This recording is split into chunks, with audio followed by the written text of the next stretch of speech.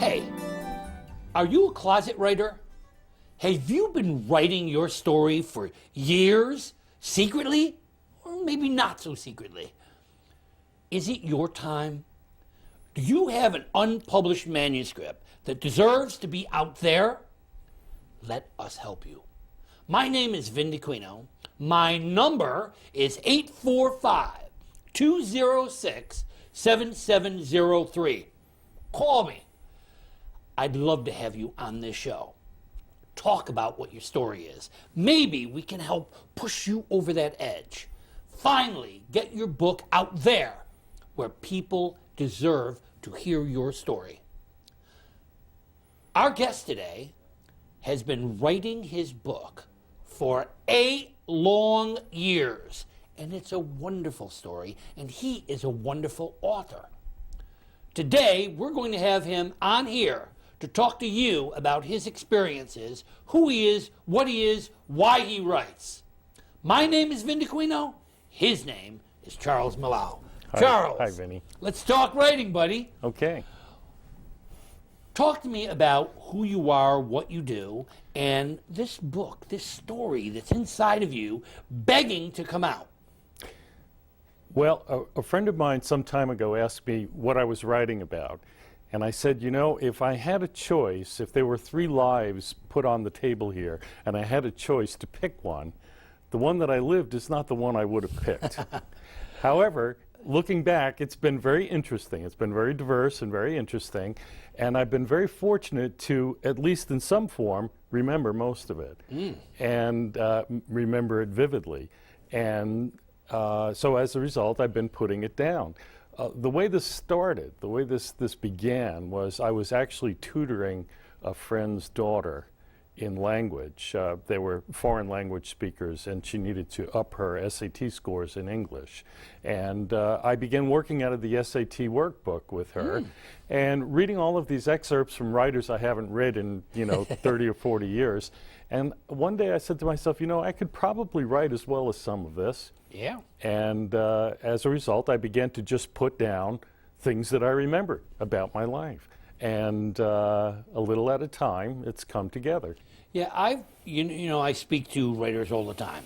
And I tell them, I ask them, do you keep a photo album? Do you? To some extent, yes. To some extent. Yeah. Well, what I try to tell writers is that writing your memoirs, writing ideas, things, reflections of your past, is keeping a photo album. But it's keeping a mental photo album. And it gives you an opportunity to, in some ways, relive your past. And many times we find that those stories have been sitting there waiting to come out. Our minds are often very much like video cameras. You would be amazed if I asked you questions about yesterday that you would say, gee, I didn't even know I remembered that. I don't remember even seeing that, but yeah, I did. Why? Why do we record all of those things? My opinion, as writers, is because someday those things need to be fleshed out, written about. And that's exactly what you're doing. When did you actually say, okay, I'm doing this? Well, I started, as I said, I had been tutoring this young lady in English language. And I guess one evening I just sat down and started. The beginning of the original piece that I was working on started with me propped up in bed, feeling sick, and I began to write things that I was daydreaming about. Handwriting? And yes, initially, yes. And then at some point I said, I really need to get a laptop and put this into it. And that became a very long, drawn-out story, quite convoluted, all different memories and things going on. And then what happened with this particular piece was because of someone suggesting I join your writers group, and because of being there and having you suggest that I go to this particular writers convention, I was able to get kind of focused on this one little piece. Basically, the work started out autobiographical. Parts Just of it really maybe, sketches. Yes, and memories, in a fair amount of detail. But because they were so long, and because there really was no main theme to them, they were really like a collection of short stories. And when I was at this convention, I sat with a couple of editors and writers and went to a couple of workshops. And what they said was, take a little slice of that. Take a little slice of that, of some event that happened, and just extrapolate on that event. And that's what I did with this particular piece. Your work is a classic example of what I tell authors. You don't write a piece, you work a piece. Now, I've watched your writing grow, and I've seen your sketches, and they're so vivid, so real. Excellent writing. Did they come out exactly the way they should, right from your head to the paper? Honestly, no. After you worked them a little bit, you understood that it needs some kind of rising action that leads to some climax of some sort and some resolution. And as soon as you started sewing these together and running a thread through them, you started having something hot, something that worked, something that was an imitation of life, your life. And your book is now really working. So you have a sense of a storyline. Just very briefly, what is the storyline that follows this? It has to do with your own life experiences and your own life work. Now, we haven't covered that yet, but we will. So maybe we should back up. What do you do to put bread on the table? What have you done? What is your life At work? this particular time, the time that this was written, it was the middle 70s. There were several things that were going on at that time. I had been born into and was raised in a rather apocalyptic fundamental religious sect. And so that was a very important part of my life at that time. And at that time, to earn a living, I was working on the Great South Bay on eastern Long Island as a bayman. Wow. And, you know, it was almost an adventure every single day. Is that basically a fisherman? Yes, yes. We were basically, it's referred to as, or technically it's referred to as an inland fisherman. And what that means is you fish waters that are surrounded by land. In this case, the Great South Bay and Long Island Sound, as opposed to being an outland fisherman out in the ocean. Right. The events the little slice that I decided to take was a very exciting story from my perspective, in that we had ventured out just prior to a hurricane and then gotten caught in the hurricane on the way back. And it was a little miscalculation on our part. We made it back safely. There were 3 of us. We actually were going out just for fun that day, and it was a bad decision. The 3 of us made it back safely that day. However, there was a young man that I knew out on the bay who did not make it back. Wow. And it was of interest to me and of a certain amount of relevance to me because he was a black man. And this was unusual for a black man to be out working in those waters. It was largely white folks that were doing that. And I had gotten to know him. And actually, in writing the story, I came to realize that I actually had befriended him. And perhaps I didn't realize that until the story was well underway, how much of an impact. But this is events that had happened 40 years ago. Wow. And now a little different world 40 years ago. And that's an underlying theme in the story as well. Recently, I've had an opportunity to spend some time back out on the island and in those areas that I had worked in, and it brought back a lot of memories. Have they changed much? You know, the Fire Island National Seashore has been preserved almost identical to what it was when I was a young man. Wow. However, the surrounding areas, going across the bridges and onto Long Island on that side of the bay, the north side of the bay, it's an entirely different place. Yeah. It's an entirely different place. So it's a place that no longer exists, but it has a certain amount of relevance, and it certainly I feel has a certain amount of relevance in our time, because it's a little bit of a story about the relationship between this young man and the loss that I experienced at the loss of his life. So very briefly, what happened to him? He got caught up in that hurricane? He got caught up in the hurricane in a rather inadequate boat and ended up drowning that day. Wow. And the tragedy of that story was that he was not recovered within a reasonable period of time, but in fact, he spent the entire winter under the water. Oh, wow. And the story essentially is just the events that led up to the loss of his life, our successful crossing, the title of the book is Unfinished Crossing, our successful crossing that day as opposed to his crossing that wasn't completed. And then the subsequent events that unfolded that winter until he was found in the spring. So you use this young man's death as a backdrop for your plot line. Yeah, and I was going to say, because things have changed and it's a different world, there is a thread of a history running through this as to what things were like at that time. Yep. And it has historical significance. So you have this thread of this young man, and you tell your story through his story. Excellent. Excellent. And many times what we need to do as writers is to find an incident in our lives that we can use to build around. And as we tell our story, we tell that story. And we take the reader along. As I mentioned before, rising action. You need something that's going to happen at the beginning. And we need to follow that story. And we need to hear all those incidents that unfold. And as Charles does that, Charles gives you the world of Long Island, gives you the world of the onshore fishermen.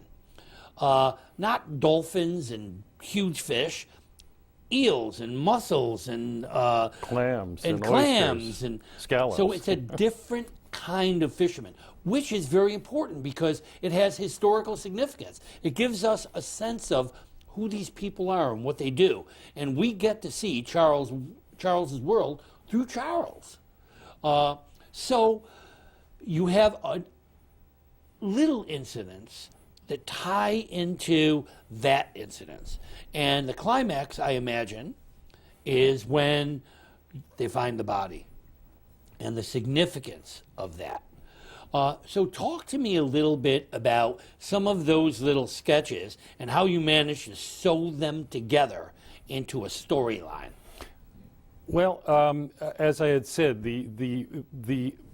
because of belonging to this religious organization, Right. I had a circle of friends that were also sort of disaffected members of that church, and they would come and spend some time out on my Long Island home. And the opening chapters of this book is them arriving and us deciding to go out fishing that day in spite of the bad weather.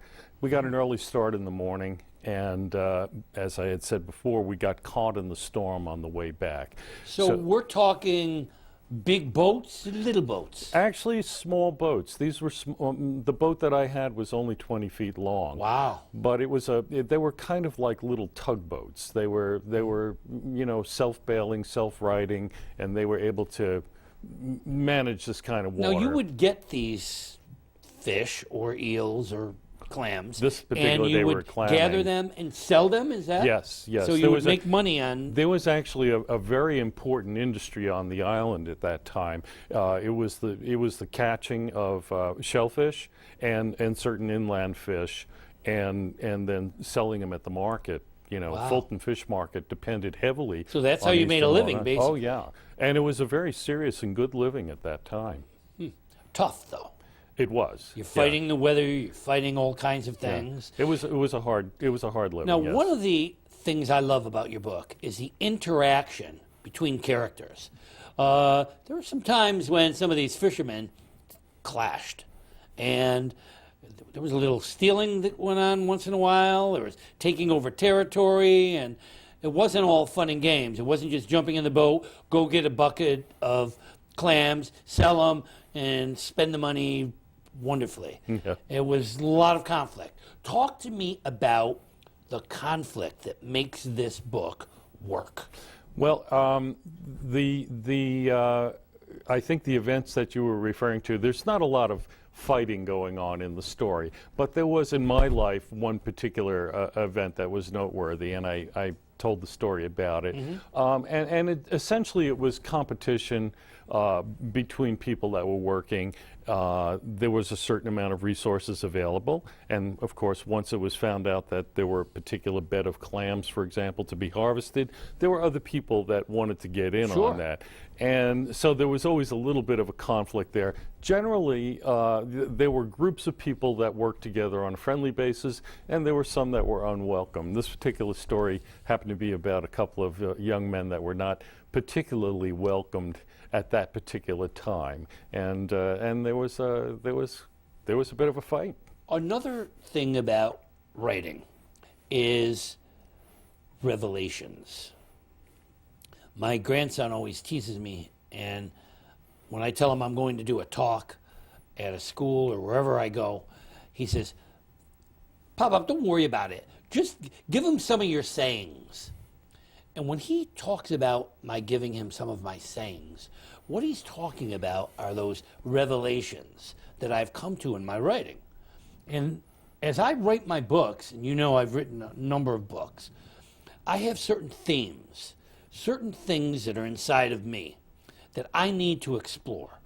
Life and death, and where do we go from here, and why write, and what is this world about, what are we doing here?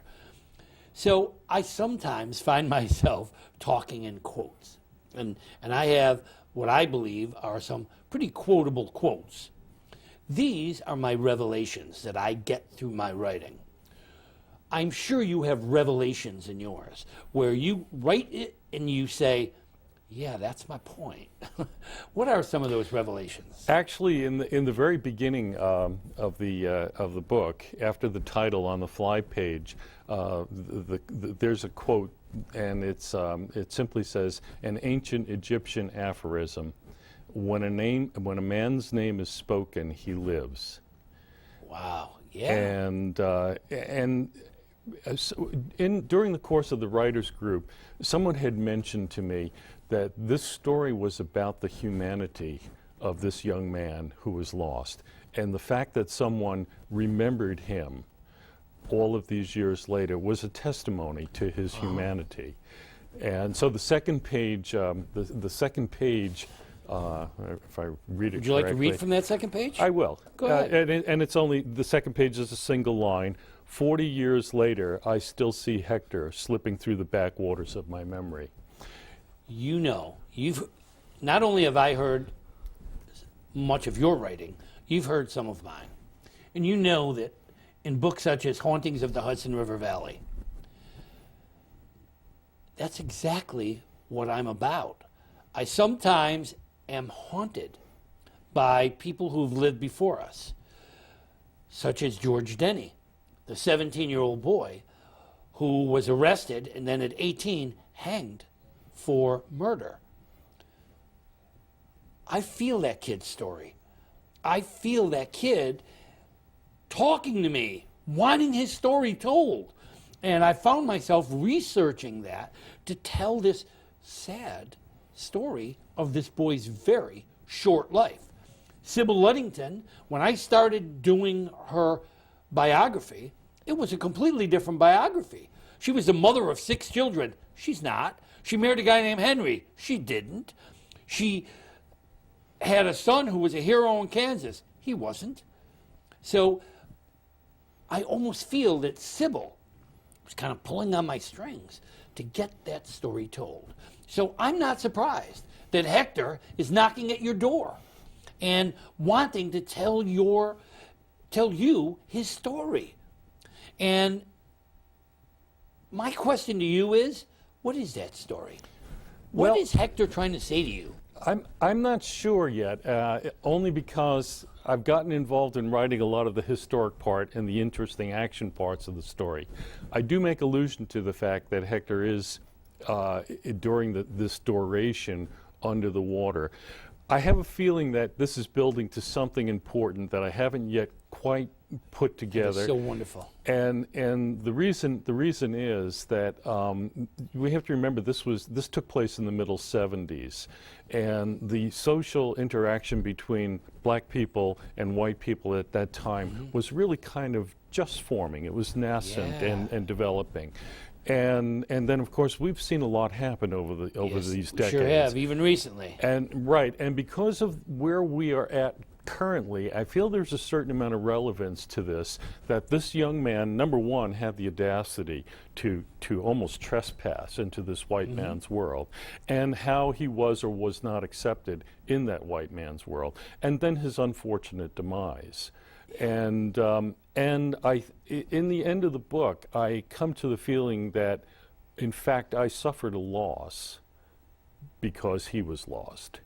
So again, basically a testament to his humanity. You know, there's this, and I feel funny mentioning this, but there's this slogan going around now because of what's happened in current events, that Black Lives Matter. And I'm not picking up that torch per se, because I actually started writing this long before that, of these current events. But in fact, this is sort of in that same vein. Yes. Lives matter. Everyone's lives matter. Everyone's lives matter. And whether you're young or old, black or white, gay or straight, doesn't matter. Yeah. So I'm trying to. I think in the end, I'm hoping that this will build to that, without actually being, very mercenary about it and picking it up. So telling your working story is telling his story. Yeah. That is such a wonderful message for writers. Often, I run into writers. I work with writers of all ages, so many over the years. And some of them run into the difficulty of questioning whether their story is worth being told. And they say to me, I'm not sure where it's going, so I'm just going to let it go for a while. Hey, guys, guess what? You live once. And you need to hurry up a little bit, and you need to tell your story. You don't have a whole lot of 8 years. And those 8 years become 18 years, become 28 years, and you're gone. And it's too late. So it's important for you to understand that even if you're not quite sure where this is going, keep going. Let your person tell the story. Let Hector talk to you. And Hector will eventually tell you what this is all about. In the meantime, talkers talk, writers write. You have got to get to that computer or whatever it is you use, and you have to keep writing. Let the story find itself. Don't give up because you say, I don't know where this is going. Leave it alone. Let it take you there. Often, writing will take you on a journey. That's what I love about writing. The fact is, I don't know what the next chapter is going to be. I sometimes sit amazed and go, oh my God, now I get it. Now I know where this is going. And those are revelations too. Right. And that's the excitement of writing. So, as you go along, I'm sure you have an inkling of what Hector's trying to say to you. Oh, yes. And it'll come together. How many pages have you written? I guess there's about 100 pages here now. Okay, there's 100 pages here now, but you've written many pages. Well, actually, what I'm doing right now is I'm mining parts of that autobiographical work and rewriting them to fit into this. Working your story. Exactly. Not writing your story, working your story. Right. Excellent. So this thing is coming together, and you're getting it, and you do go to the workshop, and the workshop helps. Absolutely. You go and you read your work to the group. For listeners who might not remember, we have a workshop at the Mahopac Library every Thursday from 7 to 8:45, and about 20 writers on and off come every week. I've been doing it for 17 years. So many different writers and so many different books. A number of books have come out of this group. Because what the writers do is what you do. They come in and they throw their work out to the table. And we make comments. And often those comments help you to say, oh yeah, I see, that part isn't clear. You're right. I need to work on this or work on that. Or sometimes, wonderfully, the group goes, whoa. And you know, you've done it. And now you can move forward. So working with others is very important. Go to workshops and try to see what you have. And so many authors are so afraid to do that. And they're closet writers. They keep their work in the bottom drawer. So, Charles, my question for you is, where is this all going? What do you have to say to our audience? Those people out there who've been writing all these years and want to quit, what are you saying to them, Charles? Well, after listening to you just now, especially talking about the writers group, the first thing people say when they find out I've begun to write is, oh, I'd like to do that. I don't know how to get started. And my initial work was almost just a recollection in almost a cathartic exercise. Mm-hmm. I just wrote this down because these were things that were on my mind, and I wanted to see what it looked like on paper and read it back to myself. So you can just begin by writing down what you know and what you've done, things that have happened to you, your reactions to them, and that becomes just a reservoir of information and of story to look at and draw from. The other thing about the workshop has proved, for me, has been excellent. I approach the workshop very objectively. I go in there, and I think maybe the inclination might be for some people is they might feel wounded or injured by the criticisms that come in. And I feel like you need to go there and open up your work and objectively let people look at it and give it criticisms and constructions, and then sort through that and take what you want out of that without consideration for your feelings or yourself. Exactly. You know, sometimes I know even like when you write something down, you have a phrase or a sentence and you think it's so beautiful, and you just want that in there, and it may not work, you know, and it's so painful to discard that. Yeah. You have to be thick-skinned. You do. But it has proved for me to be just excellent. So just get started. Write down what you know, what you've done, what you've experienced, and then begin to mine from there. There you have it from Charles. He's telling you, if it's something you want to do it. You need to start somewhere. And start at the beginning. Start telling those things that have been haunting you all these years. We need to tell you that writing is a way to find your voice.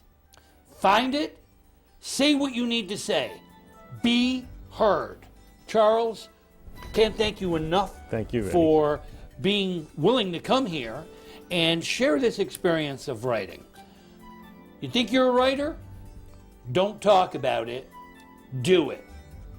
Get writing, get started today, and if you'd like to share your experiences, 845-206-7703. My number. Call me. Let's talk about it. Let's get you here. Thank you for being here today. Great. Charles, great Thank job. you. Yeah, thank you. It's a lot of They're fun. in the back room right now talking about